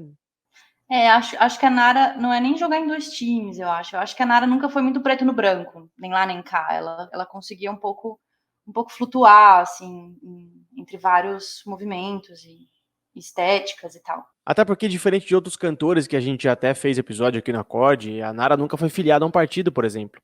A Nara, a gente citou aqui que a Nara nunca foi nem do CPC, né? Quanto mais do PCB, a Nara nunca foi de partido, nunca foi de grupos políticos, né? Nunca foi. A Nara, sim, influenciava e era influenciada pelos ambientes que frequentava e pelos meios de trabalho aos quais ela se dedicou, né? E de fato, é inegável, os 3 primeiros discos dela são de um engajamento político assim sem tamanho, e ela de fato formou parte das principais iniciativas de resistência à ditadura nos primeiros anos. Isso, sem Nara Leão, não haveria essas iniciativas como elas foram, né? Como elas aconteceram. Aqui eu queria trazer só mais um elemento de discussão que me veio à cabeça agora, que é uma preocupação, aí não sei se pessoal da Nara, talvez uma preocupação desse grupinho, dessa turminha que ela convivia, que era uma preocupação em se enquadrar, se reconhecer como parte de um movimento não só brasileiro de música. Me explico. No disco A Opinião de Nara Leão, ela grava a canção Opinião também em espanhol. E no disco Canto Livre de Nara Leão, ela grava a canção Carcará em espanhol. E no show Opinião, ela canta a canção Guantanamera e cita ali o Pete Seeger, que foi tema de um episódio passado do Acorde. Então, vejam a quantidade de referências que ela está fazendo, não só no show Opinião, mas nos discos dela também. Uma tentativa, talvez, de se reconhecer em um movimento de canção, da canção protesta, da canção política da América Latina, e também com como ela cita no show Opinião, né, das protest songs, né, das canções de protesto dos Estados Unidos. Então tem um esforço também dela de se enquadrar, de se reconhecer numa tradição que não é só brasileira, ou seja, reconhecer um movimento brasileiro como parte de algo maior, americano.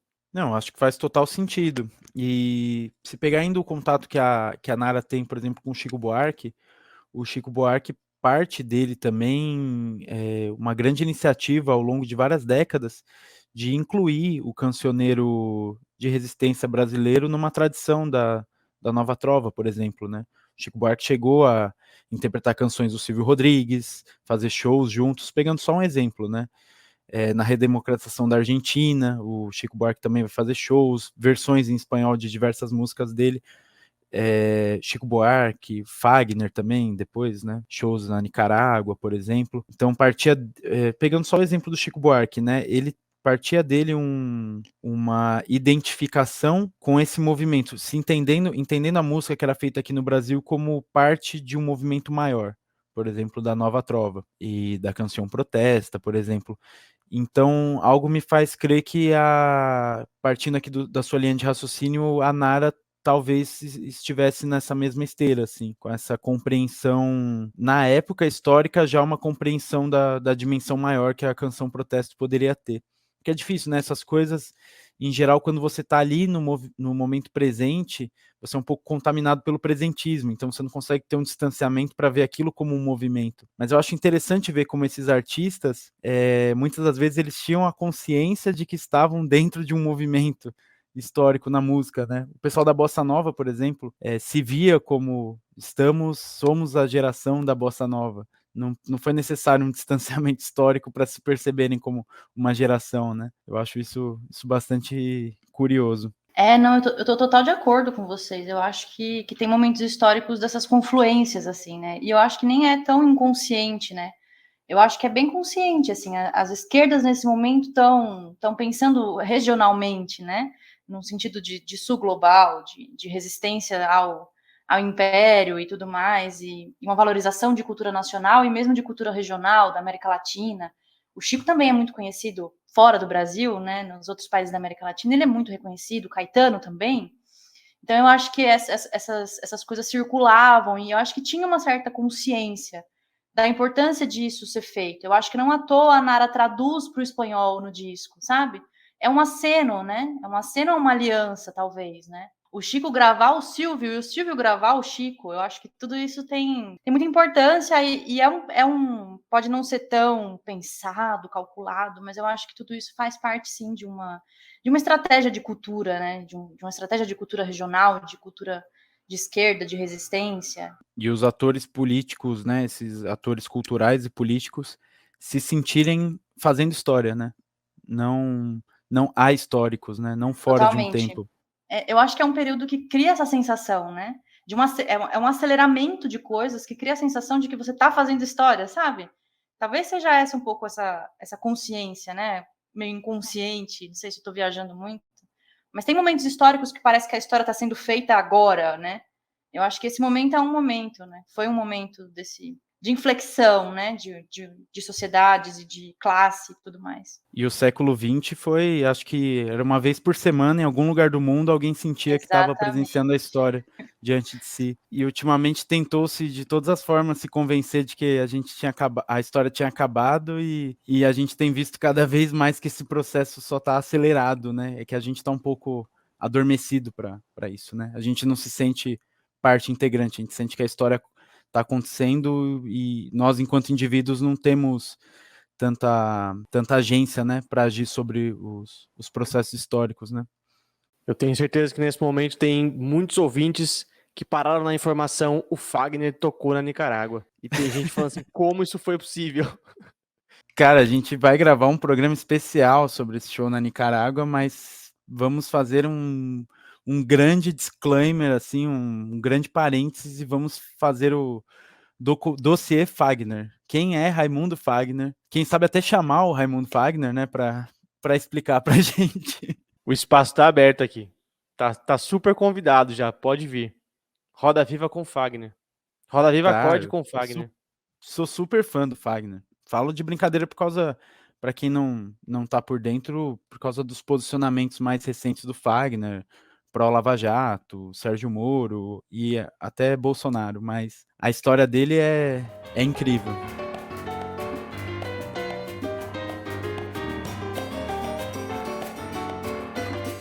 Muito bem, no exílio a Nara vai ficar um tempo sem gravar, né? Mesmo depois que ela volta aos estúdios e aos palcos no Brasil, a carreira dela nunca mais foi a mesma, né? O engajamento político não foi o mesmo, o momento político também não era o mesmo, e a Nara musicalmente não era a mesma. Então, a Nara ela vai dar uma pausa na carreira dela na década de 70, porém, para tão logo na década seguinte ela começar um ritmo insano, assim, de gravação de um disco por ano.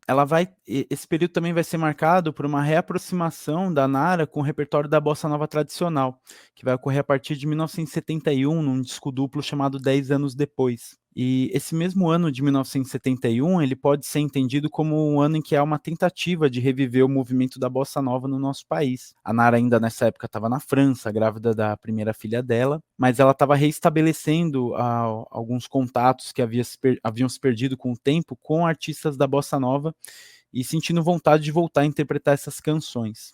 O André Midani chega a procurar a Nara Leão para conversarem sobre um próximo disco e ela revela a ele essa vontade de voltar a interpretar bossa nova e chegam a optar a realizar uma antologia de bossa nova, um disco duplo com 24 canções gravados aí com acompanhamento da violonista Tuca. E na década já de 80, a bossa nova vai ganhar um novo destaque no nosso país, tendo em vista que a grande parte dos intérpretes desse estilo que estavam no exílio já haviam voltado, né? E voltaram a gravar, inclusive. Então, entre 84 e 85, por exemplo, a Nara vai gravar 3 LPs com grande influência e interpretações de bossa. Então, à medida que a ditadura vai perdendo espaço, vai se iniciando o processo da abertura política, que é um processo longo também, demorado, a bossa nova vai ganhando também mais espaço.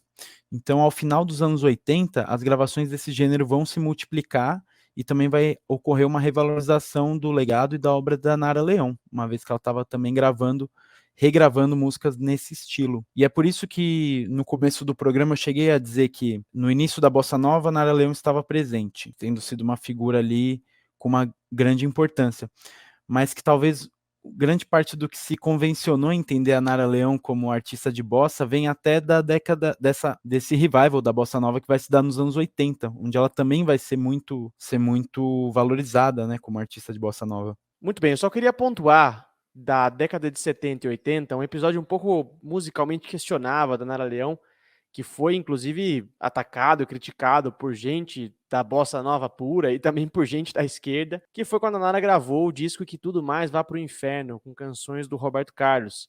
A Nara Leão cantando Jovem Guarda, gente, é algo um pouco, como é que eu vou dizer, constrangedor, é a palavra, os arranjos, não tem algo errado naquele disco, gente. Assim, na moral, tem algo muito errado ali, eu acho que foi foi um tiro na água terrível. Não, e não só artisticamente, né? A Nara, nessa época, namorou o Gerry Adriani.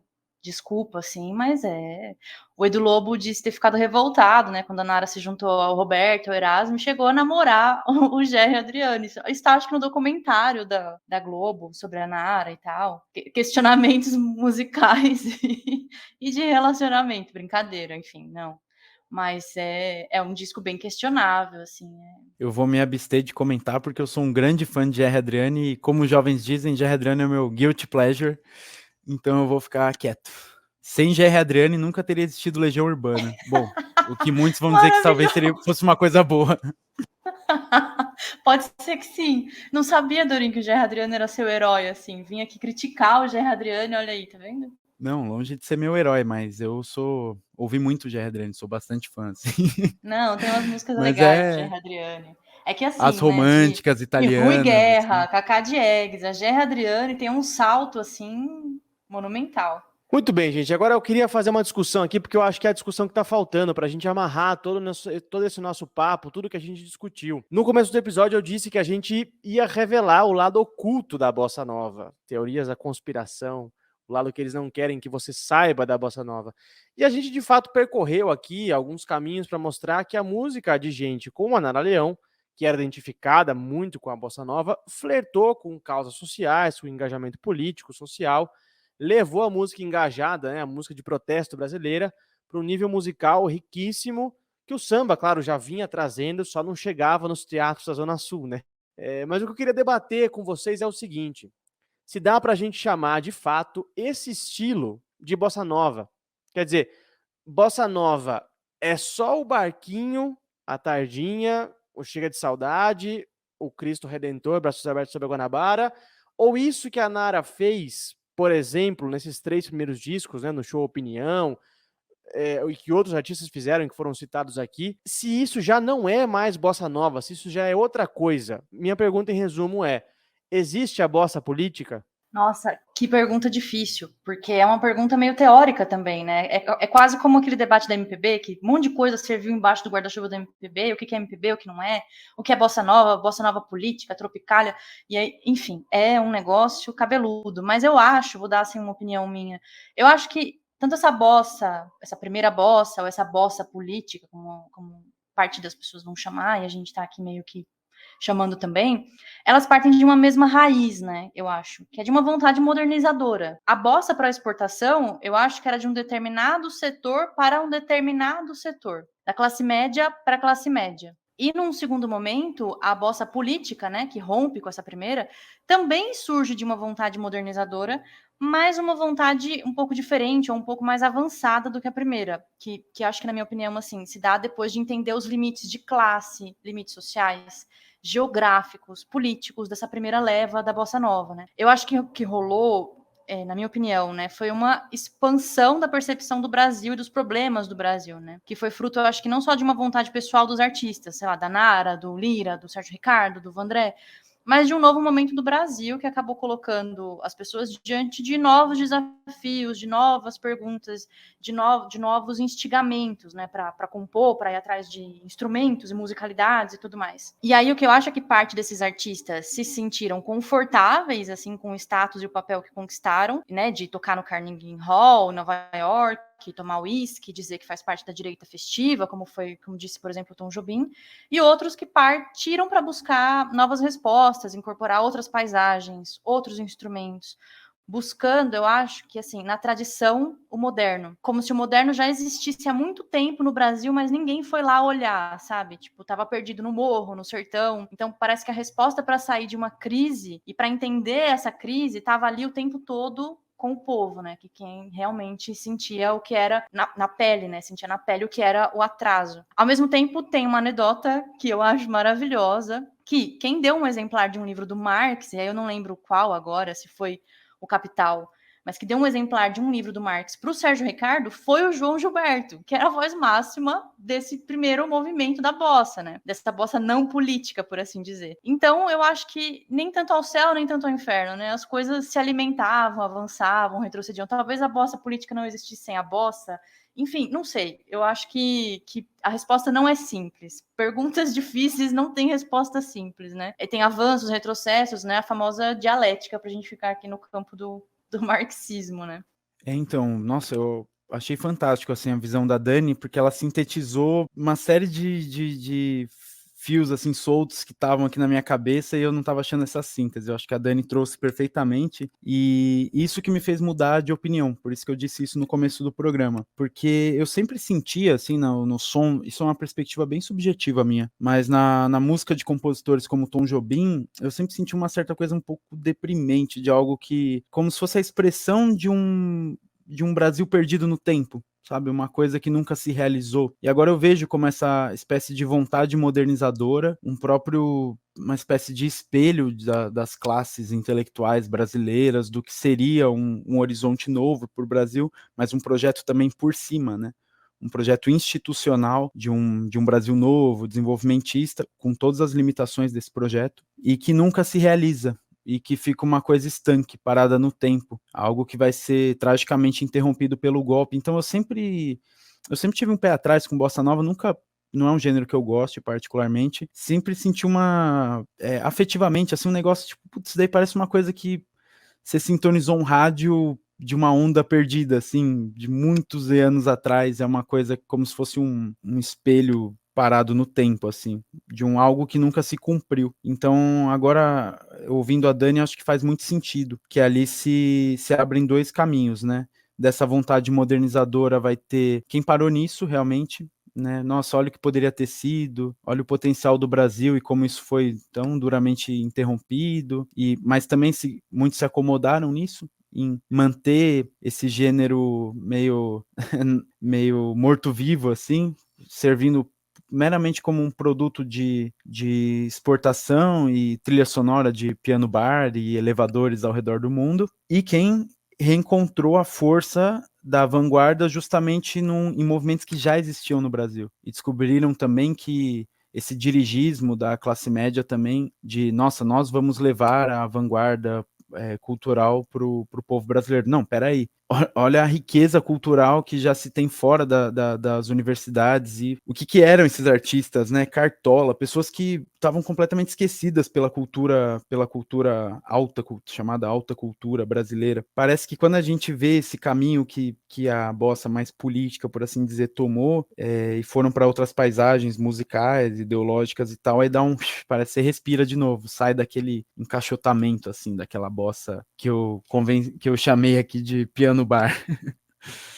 Mas incrível, incrível. Adorei, assim. Realmente mudou muito minha cabeça, assim, essa pesquisa, esse programa, esse papo com vocês. Não, é muito interessante isso que você falou, né? Desse momento parado, né? Desse sentimento que você sentia de uma coisa parada no tempo. Nossa, eu nunca tinha sentido isso, mas você falando, eu comecei a pensar nas músicas e falei, nossa, realmente, isso parece um mundo tão parado, fechado, quente, estranho, assim, né? Sem ventilação, né? É muito, muito louco mesmo a percepção de uma música que pode trazer uma percepção de um período, do que poderia ser e não foi, de toda uma crise, né? É muito louco, muito interessante. Eu acho que quem nunca chorou ouvindo Insensatez está morto por dentro. Que apesar de ser algo passado e morto lá dentro, eu ainda me emociono muito ouvindo algumas pérolas disso aí. Mas aí também é algo subjetivo que eu escuto com o antebraço, assim, que eu e você, do Lira com o João Gilberto e Insensatez, gente, pelo amor de Deus, aquilo é maravilhoso. Mas é isso.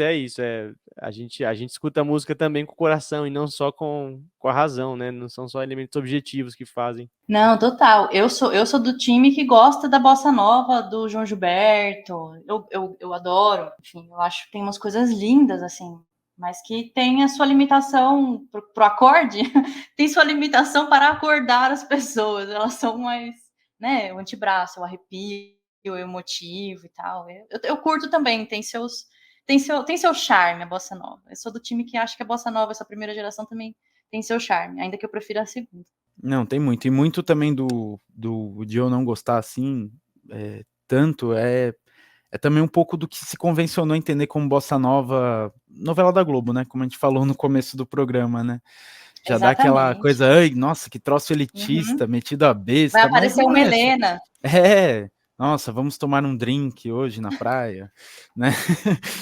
Mas não é, você pega assim o João Gilberto, eu já li muitas entrevistas assim com ele, não estava muito na ordem do dia, assim, foi um caminho que, enfim, a panelinha da Rede Globo também, ali no Rio de Janeiro, acabou levando por esses caminhos, mas assim, não era música feita para estar numa novela, né, necessariamente. É que nossa geração, sobretudo, cresceu vendo isso, né? Vendo Sim. já essa É o bossa famoso... sendo usada para vender coisa ou para novela. É o famoso que estraga os fãs, né? Total.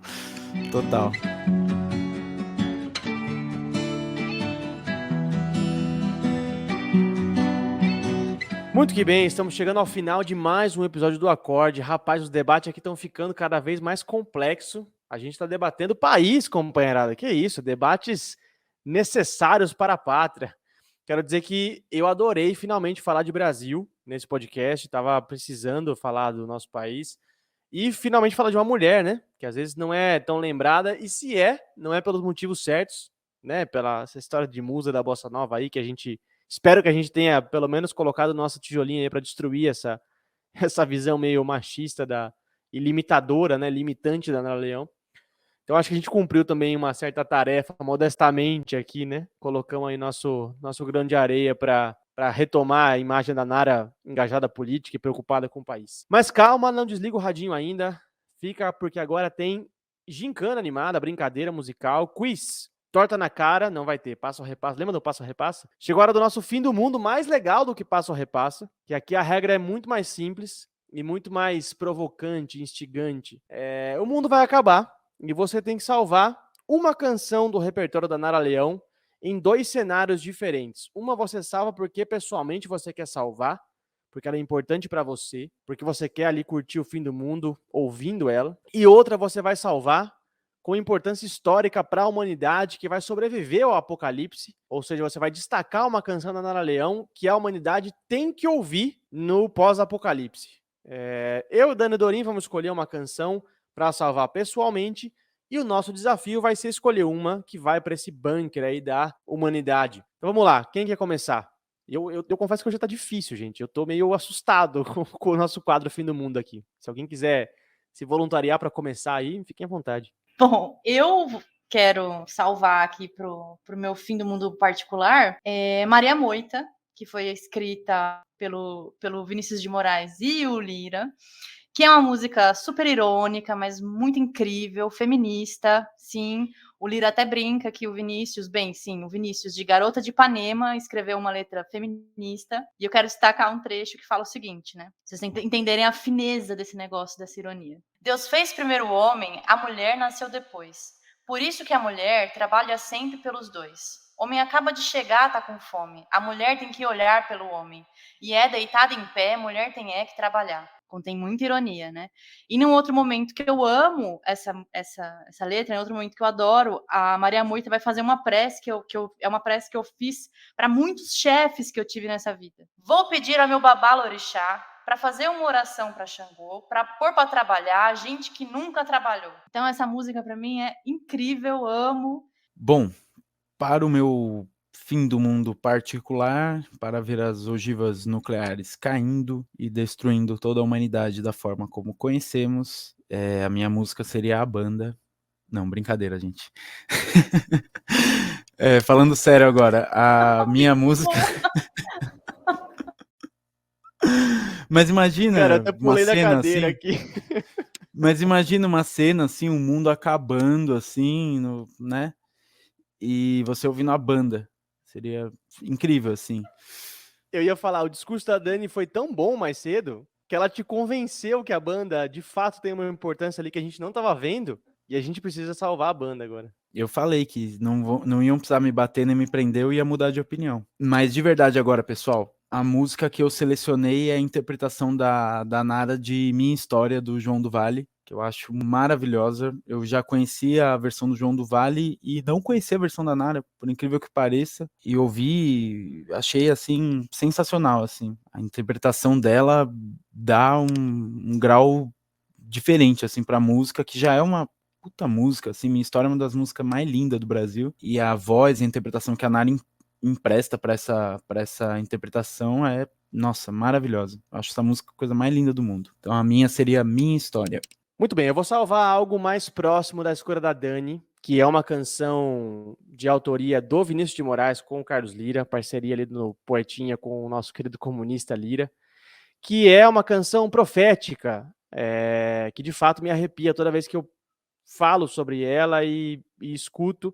Pensar que ela foi escrita em 63, mas que ela teve e tem tudo a ver com a história do golpe militar que rolou em 64. Eu tô falando de Marcha da Quarta-feira de Cinzas, que quem conhece a música já meio que se ligou no por que eu tô falando que ela é profética, né? Porque acabou nosso carnaval, ninguém ouve cantar canções, então assim, é uma música da Quarta-feira de Cinzas, quando acaba o carnaval, só que tinha tudo a ver com o golpe, com, enfim, essa burdoada que tomamos no meio das nossas caras, né, ali em 64. E, de fato, ali no refrão, eles falam, né, no entanto, é preciso cantar, mais do que nunca é preciso cantar. Acabou se tornando uma música de resistência, sendo que ela não foi escrita por um contexto de resistência, né, e a Nara cantando isso, gravando isso é de fato de uma riqueza, assim, de uma importância política para o momento ali, fenomenal, e que vira e mexe eu retorno para ela em diversos momentos da nossa história aqui, pensando na importância de seguir cantando e por que a gente precisa seguir teimando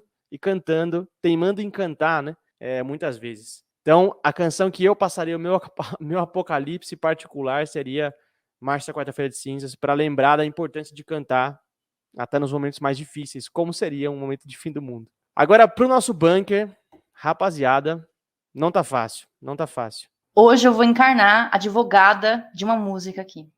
Vou tentar convencer vocês de salvar uma música e vou fazer aqui uma tese para ver se vocês são convencidos pela música que eu quero salvar. É a música Sina de Caboclo, do gigante João do Vale, gravada ali em 64, no disco Opinião de Nara.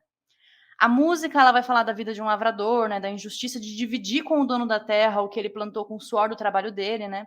Ele fala: o que eu ganho é dividido com quem não plantou nada. E no final ele vai decidir: mas plantar para dividir, não faço mais isso não. Eu queria muito salvar essa música para o fim do mundo, para que a gente nunca mais tenha que plantar para dividir. Não sei se vocês estão de acordo comigo com esse salvamento de Sina de Caboclo, mas estou aberta a discussões, mas digo que eu estou aqui bem assim, forte na minha meta de salvar essa canção. Não, veja só, eu também acho que ela teria uma importância pós-apocalíptica para ver se depois do fim do mundo a gente consegue finalmente fazer a porra da reforma agrária, né, gente? Porque para ver se, sei lá, o meteoro ou a bomba nuclear aí consegue mudar um pouco os ventos e fazer com que a gente finalmente tenha reforma agrária no Brasil. Mas, Dani, eu não sei, eu vou ter que discordar de você. Porque quando eu penso em colocar no bunker, eu penso em opinião. Eu não sei, eu acho ela mais representativa da carreira da Nara e acho ela um pouco mais universal. Mas eu entendo o seu ponto também, porque ela é universal do ponto de vista agrário. E opinião talvez seja universal do ponto de vista urbano. De uma luta por moradia, contra a favelização, não sei. Não, eu sou voto vencido, mas eu sou um voto vencido feliz, que Opinião é uma senhora música. E no episódio do João do Vale, vocês precisam lembrar de mim, tá bom? Combinado? Então temos um consenso, então? E pior que juntar 3 pessoas de esquerda para ter um consenso é difícil, hein? Que junta 3 pessoas de esquerda com uma tese e sai 3 partidos diferentes, né? Não, mas a gente é centralismo democrático. Dá certo. Eu ia deixar para fazer esse anúncio só no próximo episódio, mas eu tô montando um acorde do B, tá? Muito bem, muito bem. Então cola aí no seu álbum, querido ouvinte, super trunfo da canção Protesto, Opinião de Zequete, não falamos do compositor, Conho, Zequete, grande carioca do morro, cantada pela grande garota carioca capixaba, Nara Leão, a canção Opinião, a escolhida do repertório de Nara para ser salva no bunker contra o apocalipse, contra a chuva nuclear e a ameaça atômica. Você, querido ouvinte, discorda da gente, concorda com a gente, manda aí por onde quer que você esteja nos ouvindo, nos acessando, tocando o seu coração. Qual música da Nara você salvaria para o seu apocalipse particular e qual você colocaria no bunker? Manda aqui pra gente que a gente vai estar atento às suas escolhas.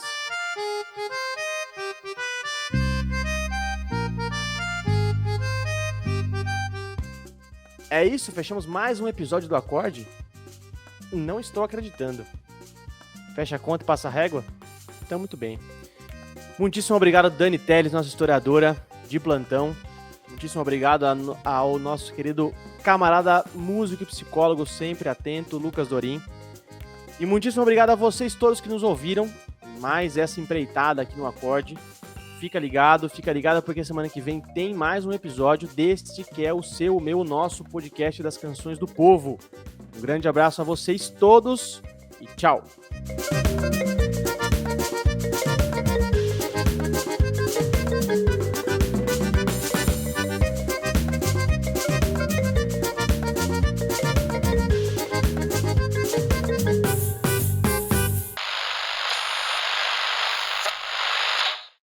Pois é,